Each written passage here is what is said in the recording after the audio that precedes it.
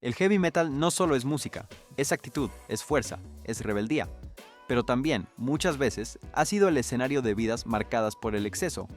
Detrás de los riffs poderosos, las voces guturales y los shows explosivos, hay historias reales de lucha, caídas y adicciones que destruyeron a algunos de los artistas más talentosos del género. En este especial te presentamos a los 10 peores adictos en la historia del heavy metal, figuras legendarias cuya voz o guitarra marcaron una época, pero cuyas batallas personales terminaron cobrándose su vida o su carrera, desde drogas duras hasta alcoholismo crónico, pasando por trastornos mentales ignorados.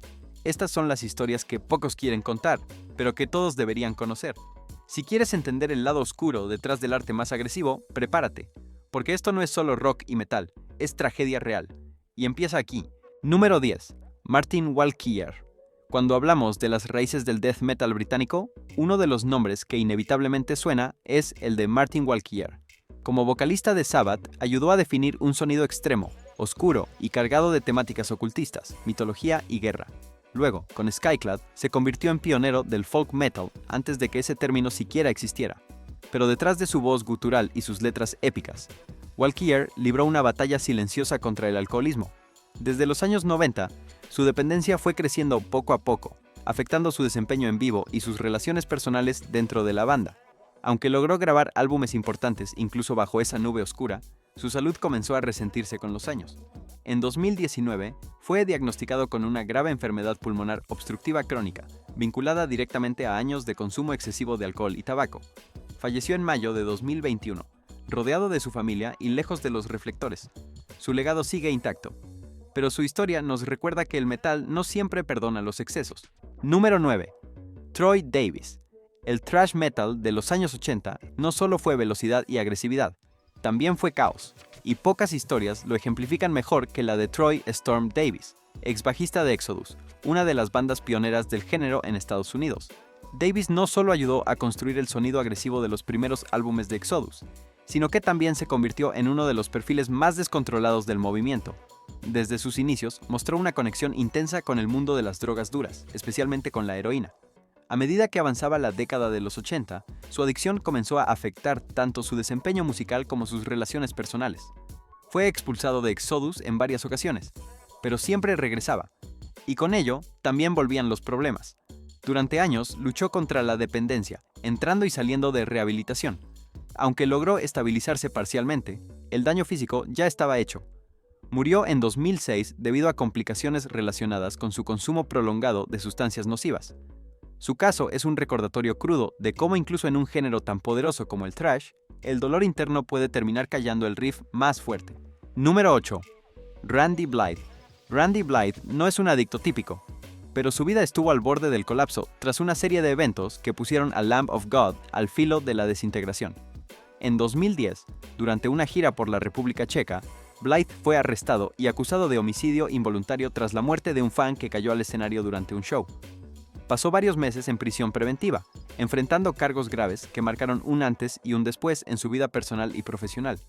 Aunque fue absuelto en apelación, el proceso lo dejó profundamente afectado.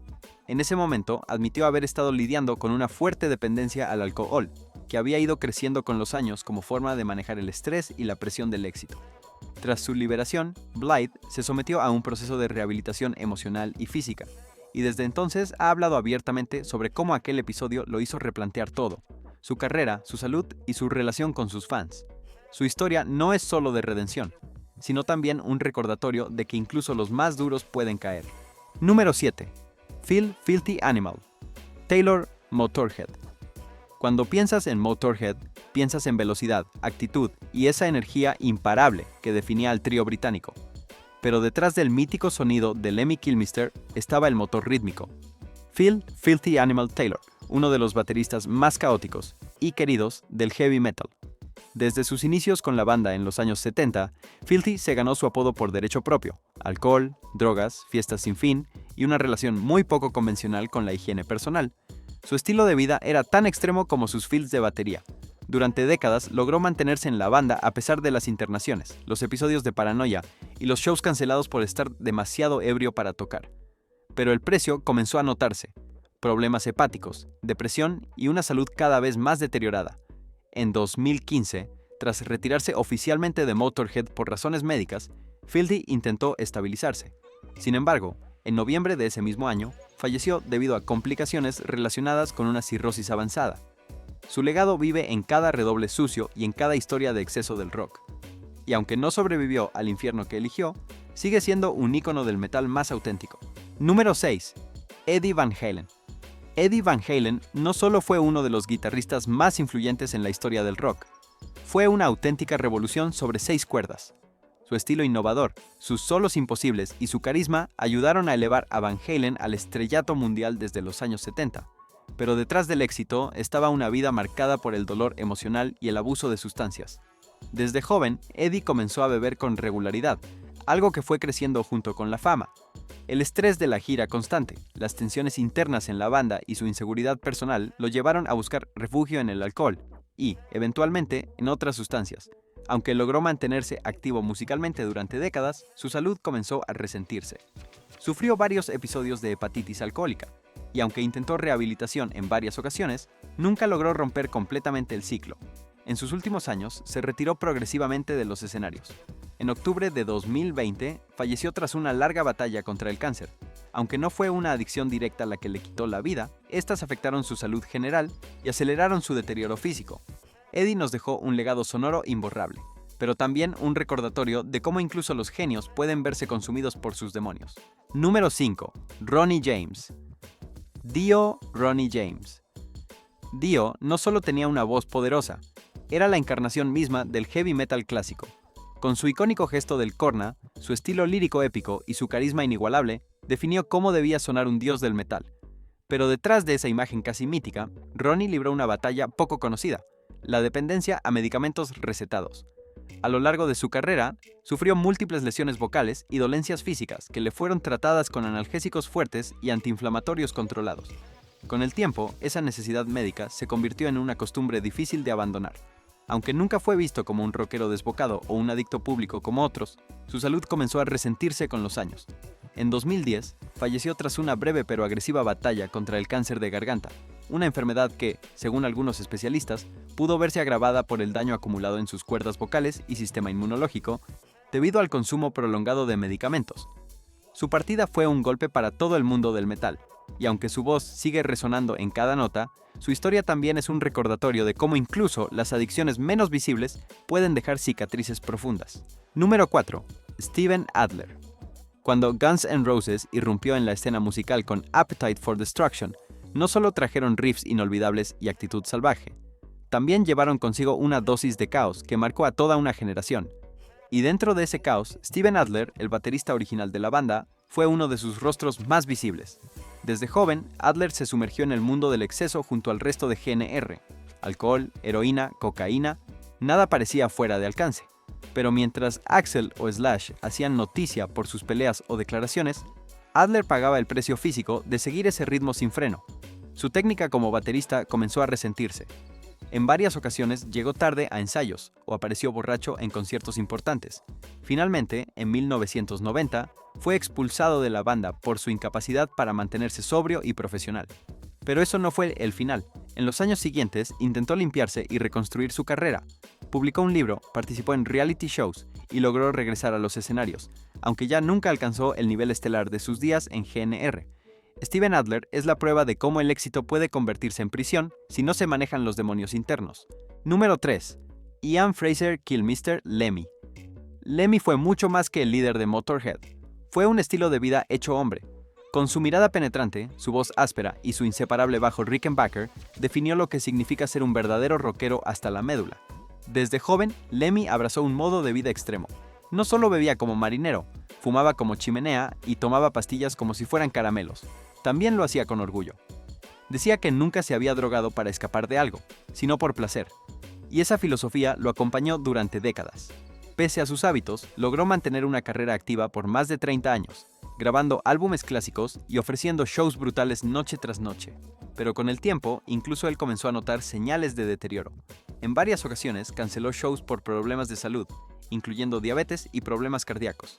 En noviembre de 2015, tras ingresar al hospital por causas no reveladas públicamente, Lemmy falleció repentinamente 2 días después.